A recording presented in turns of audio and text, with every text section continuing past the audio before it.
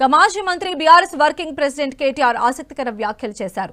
తాను doctor కావాలనుకుని politician అయ్యానని చెప్పారు. కరీంనగర్లోని చల్మెడ మెడికల్ కళాశాల స్నాతకోత్సవ వేడుకలో పాల్గొన్న ఆయన తాను మొదట్లో డాక్టర్ కావాలనుకున్నట్లు చెప్పారు. తన తల్లి కూడా తనను డాక్టర్గా చూడాలనుకుందని చెప్పారు. కష్టపడి చదివానన్న కేటీఆర్ బీ ఫార్మసీలో సీటు వచ్చిందని, తర్వాత కర్ణాటక సెట్ రాసినట్లు చెప్పారు. అక్కడ ఎంబీబీఎస్ సీటు వచ్చినా చివరి క్షణంలో డిగ్రీ కోర్సు చదివినట్లు చెప్పారు.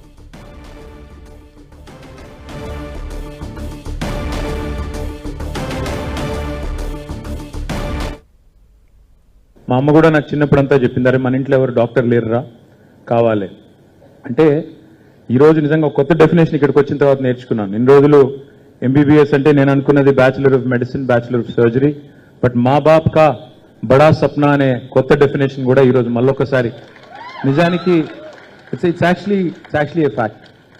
Most families do not have a doctor and their dream and their ambition, మా ఇంట్లోంచి మా పిల్లోడు లేదా మా అమ్మాయి మొట్టమొదటి డాక్టర్ కావాలి, మొదలు మా వాళ్ళే ఉండాలి అని ఒక అంబిషన్ ఉంటుంది.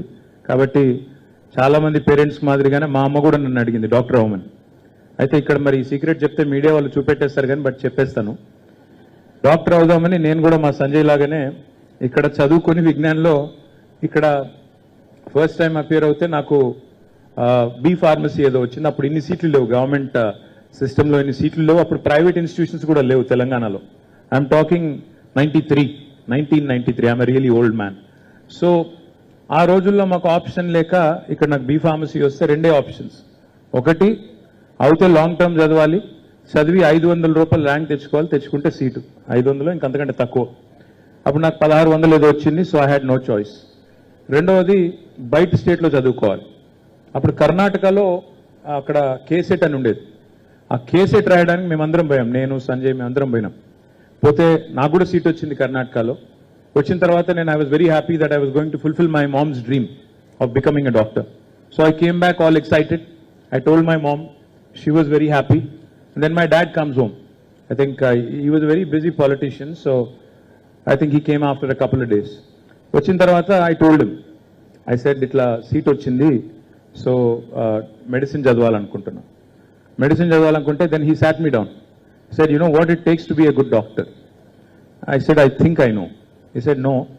ఇప్పుడు ఈ 5.5 ఏళ్ళు చదవాలి, ఆ తర్వాత మళ్ళీ ఇంకొక, నేను మిమ్మల్ని భయపెట్టడానికి చెప్పట్లేదు, ఆ తర్వాత మళ్ళీ పోస్ట్ గ్రాడ్యుయేషన్ చేయాలి, ఆ తర్వాత సూపర్ స్పెషలైజేషన్లు ఉంటాయి. ఇవన్నిటి తర్వాత మరి లైఫ్లో you will not really have time for your self. ఎందుకంటే అర్ధరాత్రి కాల్ వచ్చినా, ఎమర్జెన్సీలో ఎవరైనా ఫోన్ చేసినా, you have to have the empathy and compassion and set aside your personal life. నీ పక్కన నీ వ్యక్తిగత జీవితము, నీ ప్రాధాన్యతలు, నీ వ్యక్తిగతమైన ఆలోచనలు ఇవన్నీ పక్కకు పెట్టి ఒక ప్రాణం కాపాడడానికి మరి పరుగులు పెట్టుకొని పోవాలి. 31-32 సంవత్సరాల దాకా చదవాలి. చదివిన తర్వాత జీవితాంతం మరి సర్వీస్ చేయాలి. ఆ సర్వీస్కి నువ్వు రెడీగా ఉన్నావా అని అడిగారు.